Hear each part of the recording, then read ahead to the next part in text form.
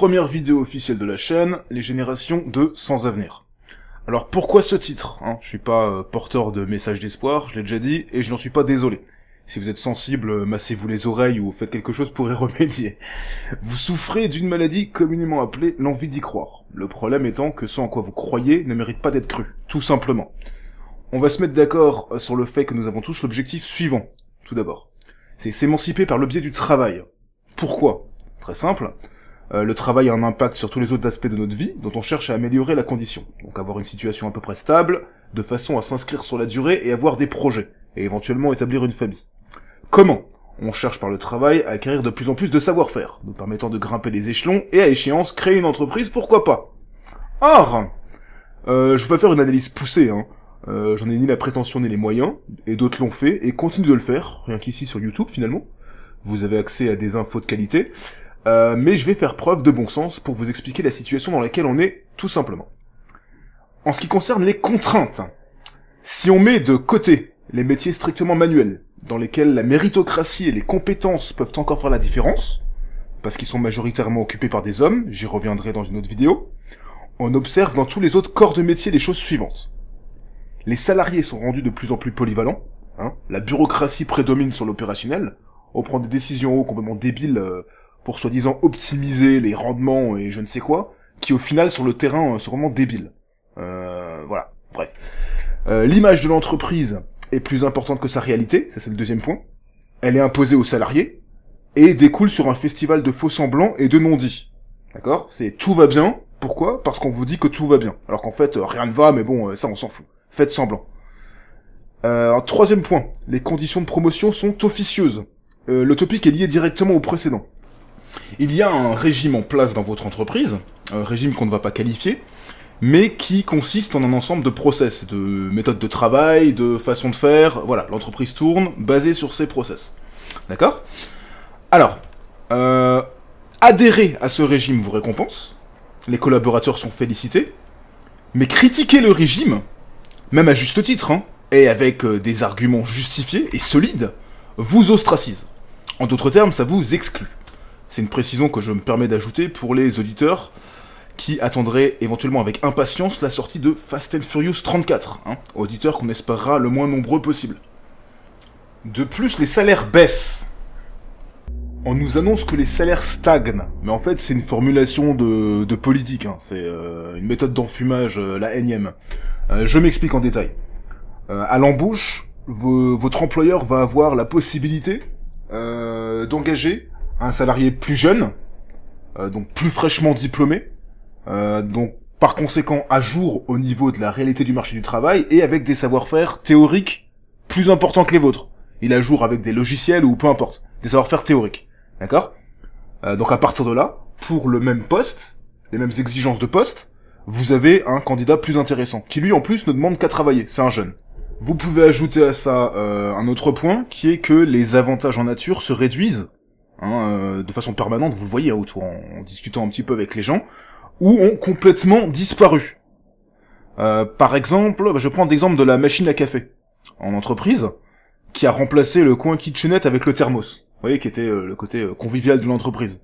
C'est-à-dire qu'on n'a même pas encore, on ne vous a même pas encore payé, bon, au lance-pierre, mais bon, payé, qu'on en veut déjà à votre argent. Vous voyez ce que je veux dire ? C'est assez pathétique. Là-dessus, vous avez aussi des chèques cadeaux à la con, des trucs de fin d'année, enfin bon, bref. Vous ne voulez pas qu'on vous tende la perche pour consommer plus, vous voulez pouvoir épargner. D'accord ? Avec ce chèque cadeau de merde, vous avez la petite table sur l'épaule, accompagnée du c'est bien Patrick, tu fais du bon boulot. C'est génial. Vous ne pouvez plus non plus prendre une rame de papier ou un stylo pour chez vous, vous voyez, sans qu'on considère ça comme du vol. C'est assez qu'est-ce que c'est que cette histoire ? Mais avec le salaire ridicule dont vous bénéficiez, ça par contre ça va, c'est normal.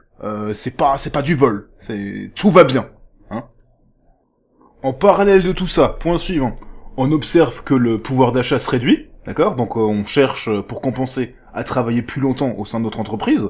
Ça c'est encore si on vous le permet, ce qui est pas le cas. Aujourd'hui on vous demande de faire vos heures et puis basta, c'est tout, rentrez chez vous, faites vos heures et au revoir. Donc vous essayez de cumuler les emplois si vous le pouvez. Tout ça pour finir à découvert en fin de mois, si vous avez encore eu la bêtise de vous marier et pondre des gamins. C'est la décision la plus stupide de mon point de vue, on en reparlera. Point suivant. Seule une minorité d'entre nous a les compétences, le support logistique, j'entends la famille, un pied à terre ou un réseau, et le budget pour s'expatrier. Pour les autres, noyez-vous, c'est gratuit. Pas d'autre alternative. Dernier point, vous ajoutez à ce mix infâme les politiques et leurs lois pour tout ou rien, en fait en gros, qui aboutissent à du tout et du rien, on stagne, mais on s'agite dans tous les sens en faisant croire qu'on travaille en haut à des jours meilleurs pour vous. Ce qui n'est pas du tout le cas. Hein. À partir de là, avec tous les points mentionnés, vous avez le pack complet du grand n'importe quoi. En conséquence de tout ça, aujourd'hui on observe une flopée de travailleurs pauvres. Hein, travailleurs pauvres. Or ça, déjà, pris tout seul, c'est un terme complètement fou qu'on devrait estimer inconcevable. Qui aujourd'hui travaillent pour survivre, dans une situation qui ne fait qu'empirer, se retrouvent enfermés dans des emplois de merde, faut les qualifier, faut dire les choses telles quelles, ce sont des emplois de merde, pour lesquels on a encore le culot de vous demander une quelconque motivation à l'embauche. Messieurs les employeurs, entendez-moi, foutez-vous votre motivation au cul. Hein ? Et ces travailleurs n'assument pas non plus leur part de responsabilité d'avoir été privés de leur dignité. On accepte tout et n'importe quoi dans l'entreprise, parce que, oui mais tu comprends, blabla, des raisons de merde, des non-arguments. Voilà, les gens sont devenus lâches, c'est assez pathétique. Personne ne bronche, quand il serait de bon ton de le faire, et au contraire, on se cache pour se plaindre. Derrière les portes closes, entre collègues, en dehors du travail, à son conjoint, retrouvez vos couilles, les amis. En projection de tout ça, c'est la troisième partie, donc dans l'avenir, ce qui nous attend. Il va falloir batailler pour rester à niveau, sachant que chaque année passée dans votre entreprise équivaut à plusieurs choses. Une nouvelle vague d'étudiants diplômés, incompétents mais diplômés, d'immigration qualifiée, de retour d'anciens expatriés qui reviennent avec d'autres savoir-faire, qui seront autant de concurrents dans votre recherche entre deux emplois. Et le risque ici est de finir par vous enfermer dans un emploi par dépit et par peur de l'inconnu. On nous bassine en plus de tout ça avec l'expansion de l'intelligence artificielle qui devrait mettre beaucoup de corps de métier à mal. Mais à ce stade-là, hein, c'est plus du tout le problème. Hein. Ça, c'est vraiment tertiaire. Hein. Voilà, on a d'autres choses à prendre en considération et s'occuper des problèmes en amont. Donc, vous avez 4 profils de salariés qui vous attendent. Hein. Ça, c'est la partie que j'avais hâte d'entamer. Là, on va rire un petit peu. 2 profils hommes et 2 profils femmes. Écoutez-moi bien. D'abord, les pacifiés. Alors, pour l'homme, c'est marié, père de 2 enfants, jamais absent, jamais malade, un connard, quoi. Donc, toujours à l'heure, qui a l'air de porter tous les malheurs du monde sur ses épaules, avec son air de droupie, mais qui s'est résolu à n'aller nulle part depuis longtemps. Génial. Je veux devenir ça. Non, pas vraiment. La femme, ce serait toujours la pacifiée, mariée, mère de famille, avec la photo des gosses et du chien sur le bureau, jamais un mot plus haut que l'autre, et relativisant sur sa situation pour ne pas avoir à en pleurer. Ah, vous savez, au moins on a du travail, blablabla. Oui, 2 profils de connards que personne ne veut devenir. Voilà. Voilà. Maintenant, les énervés. Donc pour l'homme, ça donnerait Patrice le Bougon, qui râle et jure tout le temps, malgré qu'il soit très performant dans ses tâches, et qu'on n'écoute plus vraiment au final. Ou le sourire aux lèvres, mais bon, bref. Ah, mais c'est Patrice, on a l'habitude, sacré Patrice quand même, ha ha ha. Vous voyez un petit peu le profil. Pour la femme, ce serait Martine, une ménopausée hystérique, produit de 3 milliards d'années d'oppression masculine. Dixit Martine, hein, c'est pas moi qui le dis, hein. Qui parle de quitter l'entreprise depuis des années si rien ne change, et que plus personne n'écoute non plus au final. C'est génial. Bref, et 3 d'entre eux sont probablement sous antidépresseurs, hein, parce que pourquoi pas finalement, hein. Autant être une larve jusqu'au bout. Vivons le concept à 100%. Là-dessus, vous pouvez aussi ajouter que vous mourrez au travail, hein, littéralement, hein, c'est pas une expression, parce que vous n'arriverez jamais à la retraite au vu des circonstances. De toute façon, finir retraité avec une pension risible, de l'arthrose et éventuellement un cancer, le pack complet, serait encore pire. Ne parlons même pas de ne pas avoir de retraite parce qu'on est parti pour. Mais je vous ai fait suffisamment peur pour le moment, je pense, donc je ne vais pas annoncer que c'est exactement ce qui vous attend. En bilan de tout ça, 4e partie, parce que ça commence à faire long, et il faut quand même que je finisse et que je vous libère, vous avez d'autres choses à faire, je vais utiliser une métaphore. Vous êtes allongé dans une baignoire, et le débit de l'eau qui coule vous permet tout juste de prendre ponctuellement de l'air à la surface. Elle est pas belle la vie? C'est génial, hein? On nous a enfermés dans une course qui n'aurait pas lieu d'être. Nous sommes des pigeons, qui faisons tourner un système dont les règles sont l'inverse de ce qu'on nous demande de faire, Méritocratie et morale sont morts et enterrés définitivement. Et j'en suis arrivé à la conclusion malheureuse que certaines catégories de la population considérées comme des criminels étaient peut-être les moins cons d'entre nous.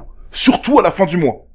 Donc quittez le salariat au plus tôt, ça ne mènera nulle part si vous n'êtes pas une raclure. Si ce n'est au suicide lent. D'accord ? Alors j'ai mis je viens de changer là l'image, si vous regardez un petit peu la vidéo. En haut, j'ai changé l'image. Et on va la commenter ensemble. C'est une métaphore de tout ce que je viens de vous dire finalement. Alors, votre parcours dans la vie va vous offrir 3 options. On va mettre entre parenthèses pour l'instant la voie de droite, qui est la voie de la réussite, qui a priori ne vous est pas destinée. D'accord ? A priori, hein. On y reviendra.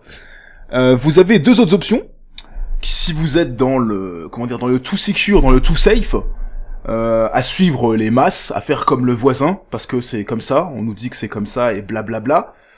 Voilà, en attente d'un miracle finalement. Voilà ce qui vous attend.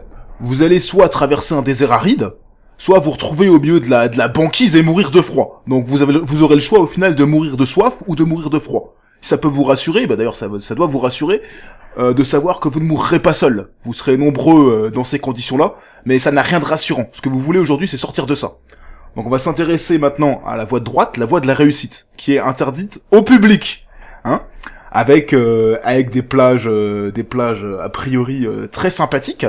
Et si vous êtes plutôt branché montagne, vous voyez la photo là de la montagne, là ça a l'air sympa aussi quoi. De belles vacances en perspective. Sauf que au bas de la voie de la réussite, un digicode. Merde, comment est-ce qu'on fait ? Donc là vous essayez de comprendre. Au hasard que vous tapez un petit peu sur le digicode, vous arrivez à voir quelqu'un. Voilà, donc on s'adresse à vous. Patrice, on ne vous attendait pas. Comment vous aider à passer très vite votre chemin ? Ah d'accord, vous êtes comme ça, vous. Non, c'est pour monter, en fait. Ah, vous êtes sûr ? Bah oui, quand même. En plus, là, il pleut, c'est chiant. J'aimerais bien, voilà, ne serait-ce que pour être à l'abri, pouvoir rentrer, hein. Bon, c'est très simple, le code d'entrée est... Alors là, personne n'a rien compris, surtout vous, qui n'avez pas compris qu'on se fout de votre gueule, hein. Vous prenez quand même 1 minute pour vous demander si vous n'êtes ni très sourd, ni très con, et après avoir réalisé qu'a priori non, vous ressonnez. Normal, hein. Alors oui, c'est encore moi, j'ai pas compris, on a été coupé. Merde, mais putain Patrice, vous nous faites chier. Non, on s'amuse, voilà, vous allez pas nous emmerder toute la soirée. Hein. Donc pour la 2e fois, le code c'est le... Donc là, le machin vous pète à la gueule, vous vous retrouvez comme un con, et vous ne réalisez pas en fait que la personne en haut avait à sa disposition un système d'autodestruction qui, voilà, a fait péter le boîtier. Pour vous bloquer. Volontairement. Alors oui, je confirme, c'est très méchant.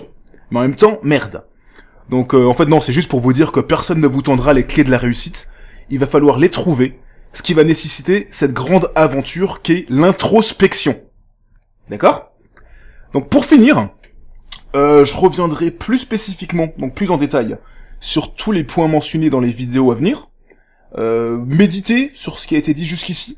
Vous aurez besoin d'être à jour pour la prochaine, qui devrait vous ouvrir les yeux sur la situation du français moyen. Je vous promets pas de rire, mais bon, voilà, vous avez compris un petit peu le principe de la chaîne maintenant. Et sur ce, je vous souhaite une bonne journée en enfer, enfin, ou au travail, hein. Mais bon, quelle différence à ce stade ?